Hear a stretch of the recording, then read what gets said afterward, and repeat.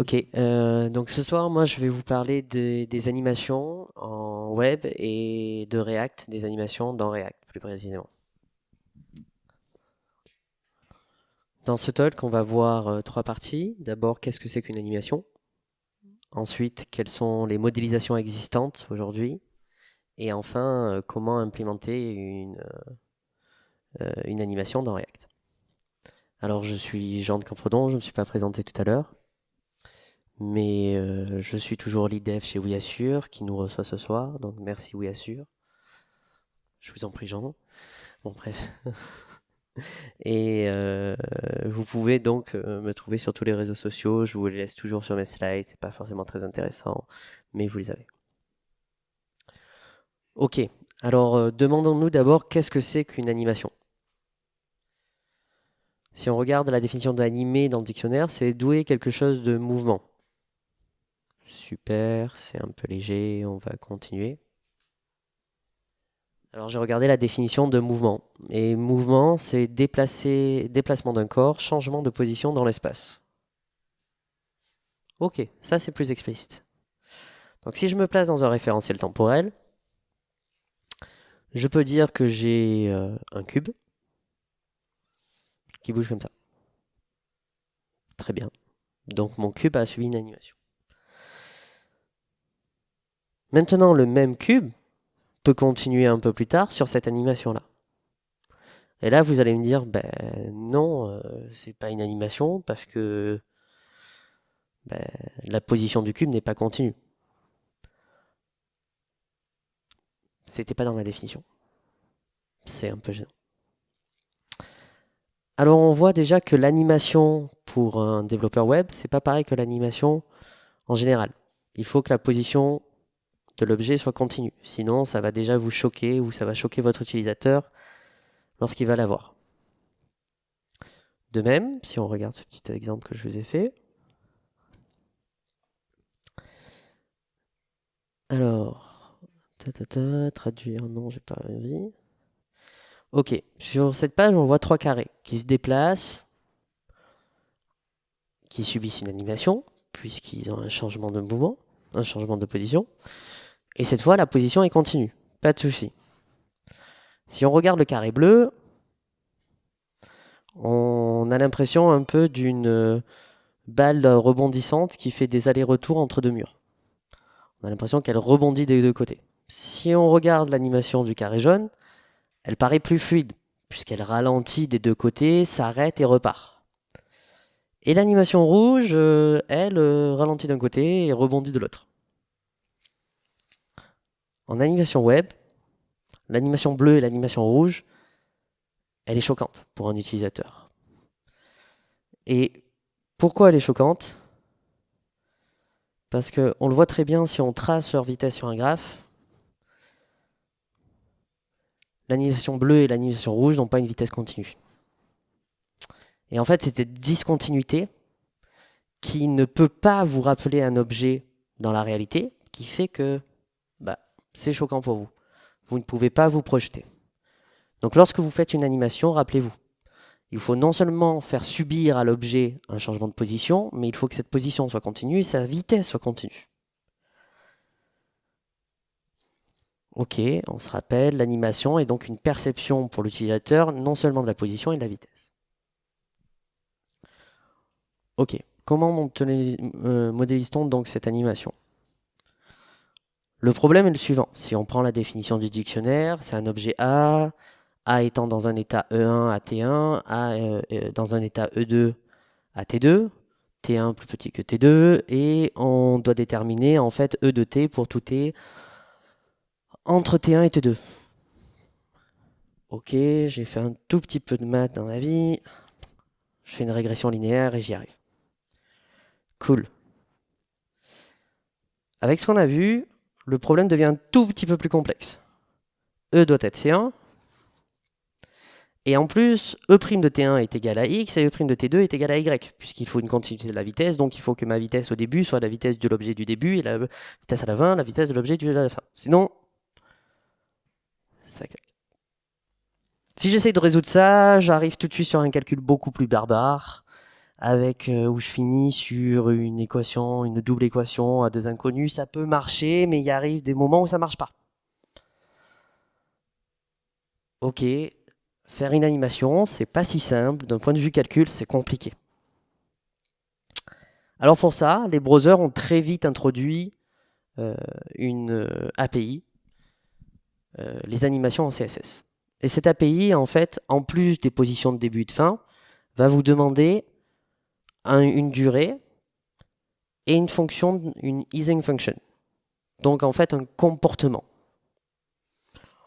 Ça paraît logique, c'est facile à appréhender. Et les fonctions de comportement, il ne va pas vous les faire écrire parce que c'est trop compliqué. Donc il va vous en fournir quelques-unes.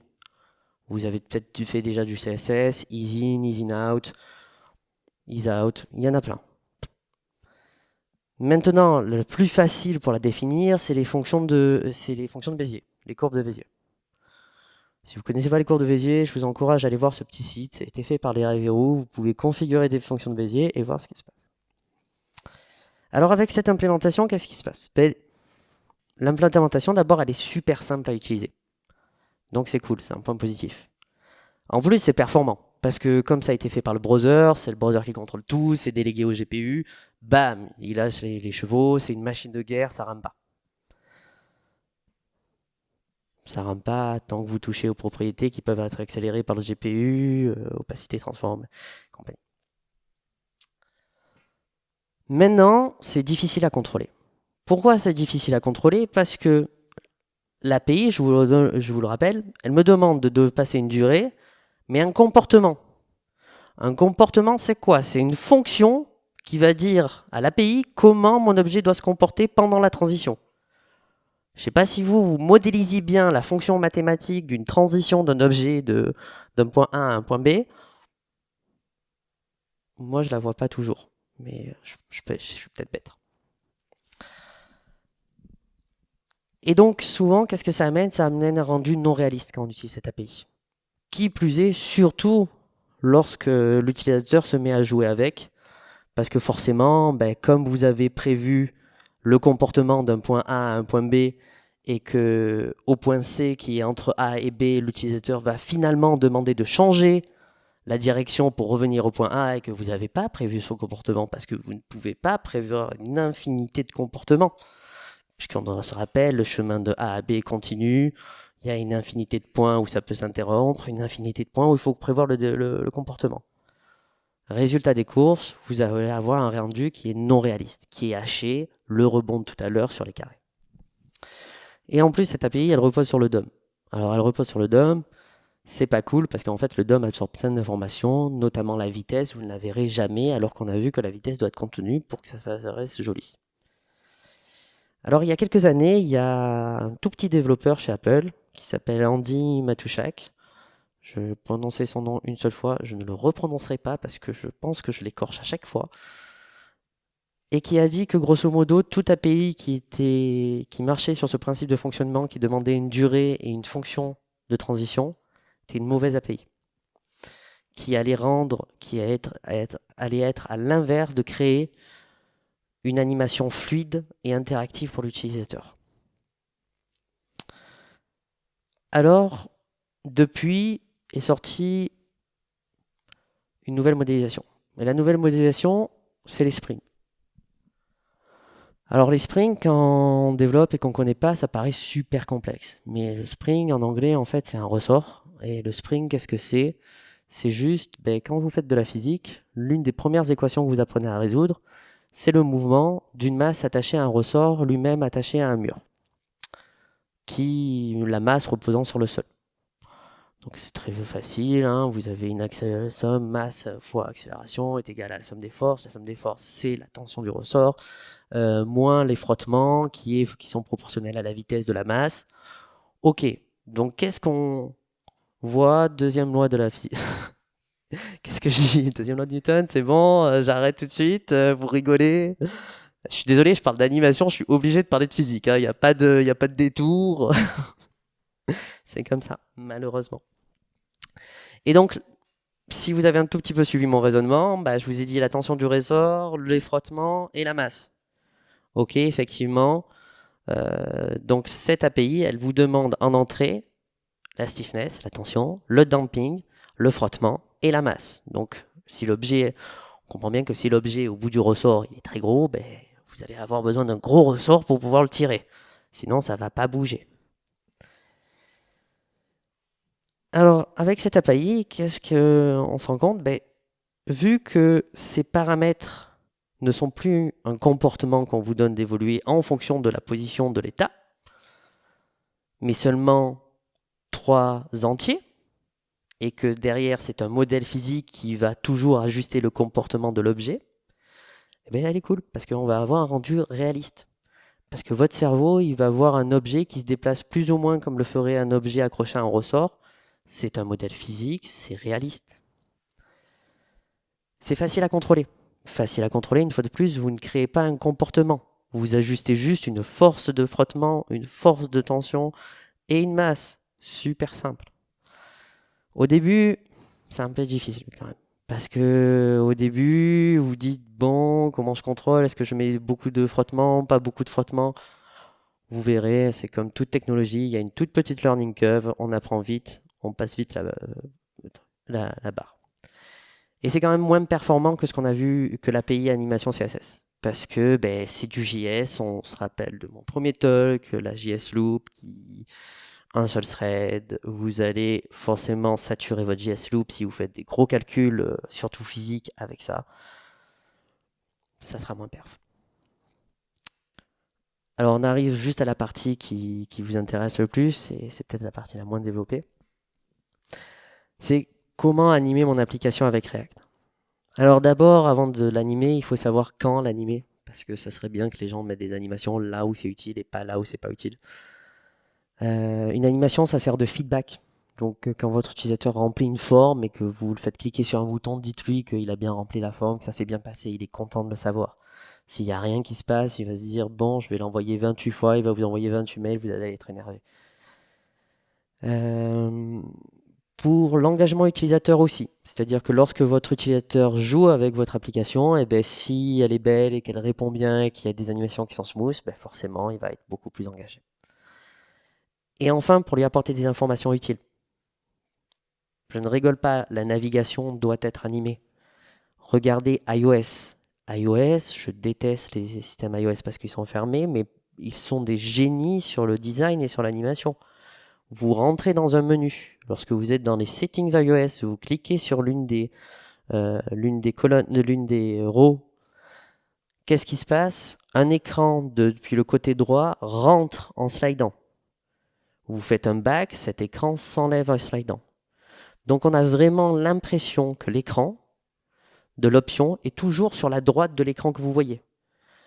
La navigation, vous pouvez l'imaginer, la corréler physiquement en dehors de votre iPhone. C'est génial pour un utilisateur, c'est facile à comprendre, c'est facile à utiliser. D'ailleurs, on va voir comment on va le faire. Alors, ce soir, je vais vous présenter essentiellement 2 librairies qui, si vous les utilisez bien, vous permettront de faire absolument toutes les animations que vous voulez avec React. Alors d'abord, il y a les React Transition Group. Les React Transition Group, c'est une librairie qui est à part, mais qui à la base était dans React. C'était un add-on de React, ça a été désolidarisé parce que ce n'est pas React d'en prendre la charge. React, c'est génial parce que ça render des components, donc vous avez un design atomique, c'est facile, vous displayez un état vous donne un rendu graphique, cool, c'est fait. Par contre, l'état est assez binaire, c'est-à-dire que vous avez un état, vous avez un aperçu graphique. Entre le moment où je n'affiche rien et j'affiche un aperçu graphique, il n'y a rien. Sauf que vous avez envie de gérer vous avez envie de gérer cette transition entre j'affiche rien et j'affiche quelque chose. Mais c'est exactement ce que vous permet de faire en React Transition Group. Transition, c'est juste un tout petit composant qui va avoir un children as function. Donc il va render un composant en dessous avec son statut d'apparition. Ça veut dire si le composant est en train d'entrer, s'il est entré dans la page, s'il est en train de sortir ou s'il est sorti. Transition CSS Transition, pardon, c'est la même chose. Sauf qu'au lieu de vous donner un au lieu d'appliquer au composant un statut, il va appliquer à un composant une classe CSS qui elle-même est fonction du statut. Et donc, en fonction de cette classe CSS, vous pouvez appliquer l'animation, l'API CSS dont on a parlé tout à l'heure, qui va vous faire l'animation. Cool. Et enfin, il y a le transition group. Le transition group, en fait, c'est un composant qui va gérer le statut d'apparition de ces transitions filles. Waouh, comme ça, c'est assez complexe. Grosso modo, à l'intérieur de mon transition group, si je render 3 transitions sur mon premier render et à mon deuxième render, je n'en render que 2, au lieu d'enlever directement la troisième transition, il va d'abord render une première fois la troisième transition en lui disant « tu es en train de disparaître ». Vous faites votre animation, et là, il re-render une dernière fois en lui disant « tu ne l'affiches plus ». Cool. Vous avez de quoi gérer vos transitions d'apparition et de disparition. Alors avec ça, vous prenez n'importe quel navigateur, routeur bien fait, et notamment React Router, et vous verrez que vous pouvez animer le React Router. Et ça donne des choses très sympas. Je vous ai mis en haut le lien pour ces 10 minutes, je pense que je les ai déjà éclatés, donc je ne vais peut-être pas vous faire l'analyse du code tout de suite. Si vous voulez, après on le fait volontiers, aucun problème. Donc le lien sur React Training où vous pouvez trouver comment animer le routeur. Juste en dessous, j'ai mis ma petite lib perso qui est en fait une toute petite évolution de ce React Router qui vous permet d'animer donc vos transitions sans aucune difficulté. Et juste pour plaisir, je vais vous montrer qu'est-ce que ça donne sur ma page. Si je suis connecté, si je suis pas connecté, je suis pas connecté. Forcément.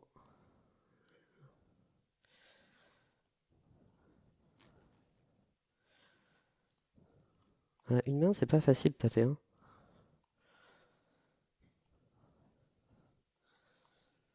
J'ai l'impression que je vous ai endormi ce soir.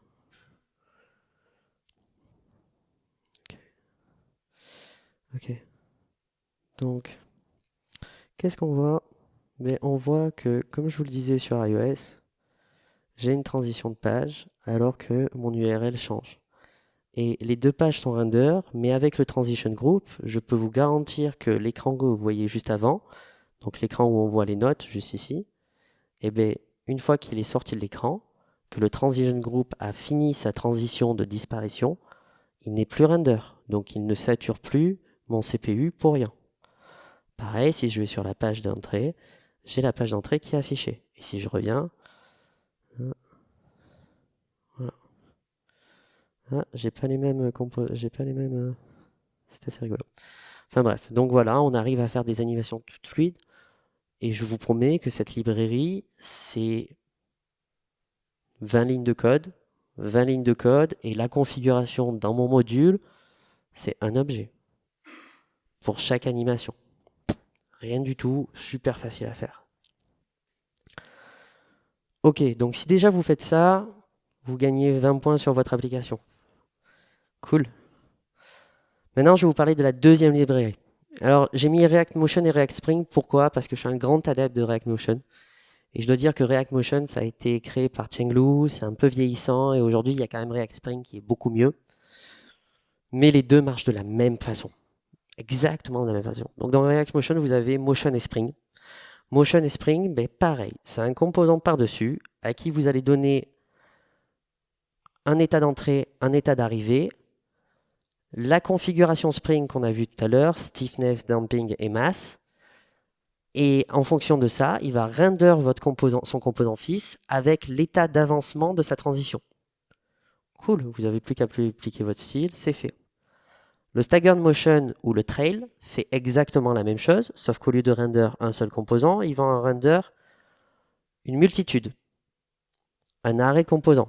Et chaque élément va non seulement et l'avancée, de chaque élément va être fonction de l'avancée de l'élément le précédent. Ce qui fait qu'on arrive à faire des petites traînées, des petits effets très sympas de trailing. C'est pour ça, ou de staggered animation. C'est pour ça que l'un s'appelle staggered motion et l'autre s'appelle trail. Cool. Et enfin, transition motion, qui fait exactement la même chose, sauf que en plus, il vous permet de, lorsque vous enlevez, vous retirez ou ajoutez un de ces éléments à l'arrêt de component kill render, eh ben, il lui permet de faire une animation d'entrée et une animation de sortie. Je vous ai mis encore un tout petit exemple. Et là aussi, je ne dois pas être connecté. Ah si, je suis connecté. Génial.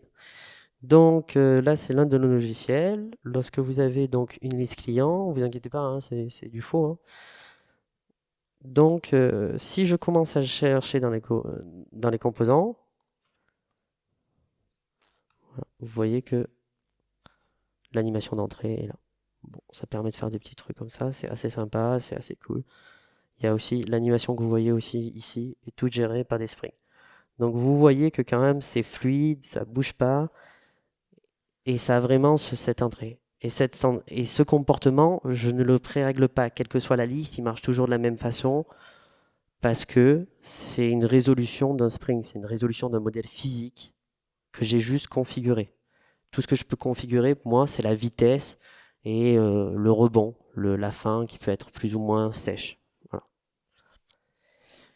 Et bien voilà, ça sera tout pour les animations avec React ce soir. Si vous avez des questions, je peux y répondre. Quand tu navigues là, dans les sites avec les transitions, tu dis tu changes d'URL, donc ça veut dire que tu as chargé toutes tes pages au premier chargement et qu'elles sont là, sont stockées juste quelque part. C'est une SPA. C'est une single page application. Les single page application, c'est en fait au lieu de marcher sur un serveur statique qui va t'envoyer pour chaque page, pour chaque écran, un gros HTML, un peu de JS pour l'interaction et un peu de CSS pour le décor, il va t'envoyer en fait un tout petit HTML, beaucoup de JavaScript et un peu de CSS. Et c'est le JavaScript qui va auto-générer le HTML. Donc en fait, au moment, justement, ce que fait Transition Group, c'est qu'au moment où tu démarres la transition, non seulement il commence à démarrer sa transition, tu vois une transition qui est faite, en plus, il render par derrière, donc il faut synchroniser un peu tout ça pour pas avoir de lag, mais il render par derrière la nouvelle page et il affiche peu à peu les composants qui vont rentrer.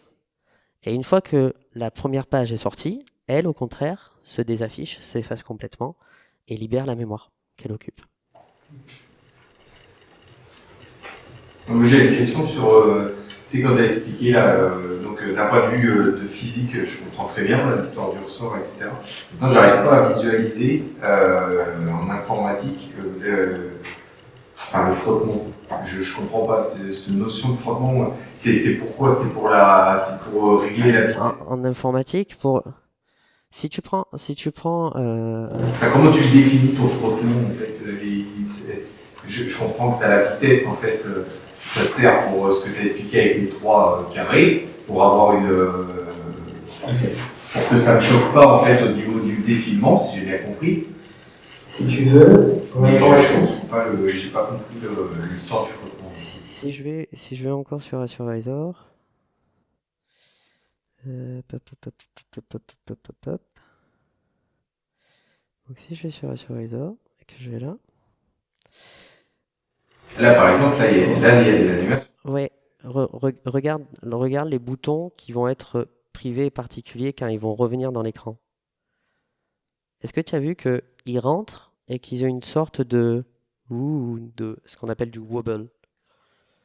Eh ben, ce wobble, c'est exactement ça. Si tu as un ressort, que tu mets un ressort avec une grosse tension, imaginons que tu mets une masse, quelle que soit la masse, hein, on s'en fout, et son point d'équilibre est à x égale 1. Tu tires le ressort jusqu'à x égale 3. Et le ressort est sur une patinoire. Si le ressort est sur une patinoire, x, donc la masse va être attirée vers 1, mais elle va être attirée tellement fort, et la patinoire n'ayant pas de frottement, qu'elle va le dépasser. Bah ça, je le comprends très bien physiquement, mais d'un point de vue, je comprends pas pourquoi on en a besoin en informatique. Parce que, en fait, mais si tu as envie de créer un comportement de wobble comme ce que je viens de faire sur ce d'accord, ok. C'est pour exactement créer le même mouvement. Ce flow. En fait, je peux choisir moi-même si je veux c'est ce que je disais, si je veux arrêter sèchement ou pas l'animation. D'accord. C'est l'arrêt, tu peux choisir en fait la dissipation de vitesse. C'est ça le temps. Oui, voilà, ok, oui, c'est ça, j'ai compris. Ok, merci. Oui, ça va. Merci. Bon, je pense que je vous ai bien assommé. Du coup, on a Capita qui nous attend. On fait une petite pause.